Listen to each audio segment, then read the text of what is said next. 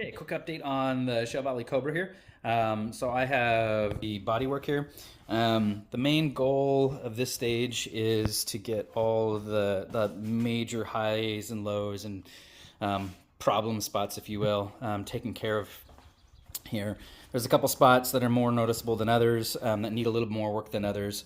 There was some interestingness about the mold seemed to not quite line up with this back section for the rest. So like down here, right below the seam line, this was all actually quite a bit lower. So I'm still working on that. This back quarter panel is probably the least amount of work that I've done, but the rest of it I've gone through a couple iterations to really kind of bring pieces up here. And then I'm also working to widen this just a smidge so that way the lights, when they go on here, they don't hang out. The rubber bezel around it kind of hangs out in space on those Lucas lights. So I'm working on both of those. Just put that on last night, so I need to scrape that and sand it down today.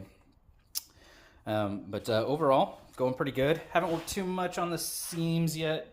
We will soon, but one of the other things that I will need to do is, because I've blown through into the resin in a handful of places, I will need to, once I get all of the major pieces kind of lowered, lifted where I want it to, I'll do an epoxy primer over the whole thing, do guide coat and a real light sanding on that, and then I can start digging into